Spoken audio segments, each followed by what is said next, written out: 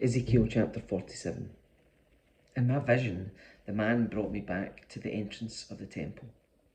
There I saw a stream flowing east from beneath the door of the temple and passing to the right of the altar on its south side. The man brought me outside the wall through the north gateway and led me around to the eastern entrance. There I could see the water flowing out through the south side of the east gateway.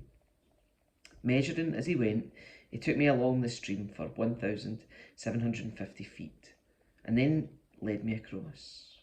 The water was up to my ankles. He measured off another 1,750 feet and led me across again. This time, the water was up to my knees.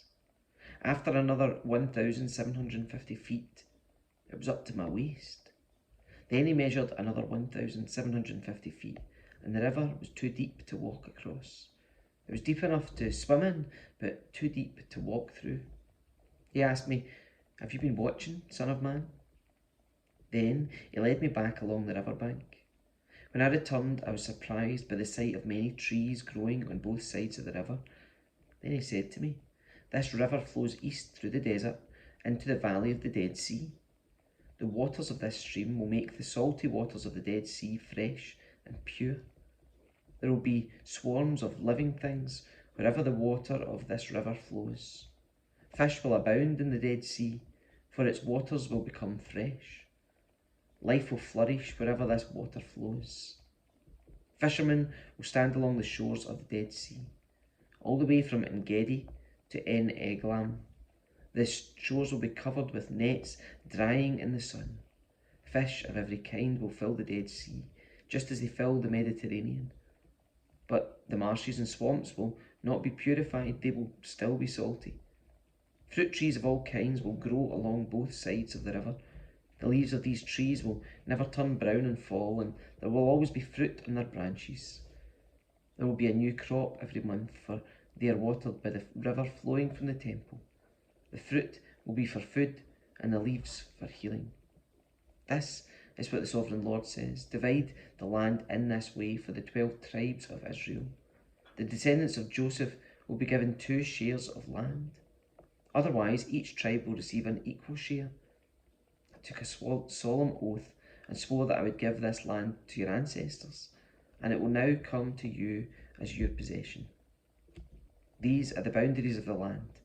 The northern boundary will run from the Mediterranean towards Hethlon, then on through Lebo Hamath to Zedad. Then it will run to Berothah and Sibrim, which are on the border between Damascus and Hamath, and finally to Hazar Hattikon on the border of Horon. So the northern border will run from the Mediterranean to Hazar Enan on the border between Hamath to the north and Damascus to the south. The eastern border starts at a point between Horan and Damascus and runs south along the Jordan River between Israel and Gilead, past the Dead Sea and as far south as Tamar. This will be the eastern border. The southern border will go from Tamar to the waters of Meribah at Kadesh, and then follow the course of the brook of Egypt to the Mediterranean. This will be the southern border. On the west side, the Mediterranean itself will be your border from the southern border to the point where the northern border begins, opposite Lebo Hamath. Divide the land within these boundaries among the tribes of Israel. Distribute the land as an allotment for yourselves and for the foreigners who have joined you and are raising their families among you. They will be like native-born Israelites to you and will receive an allotment among the tribes. These foreigners are to be given land within the territory of the tribe with whom they now live. I, the Sovereign Lord, have spoken.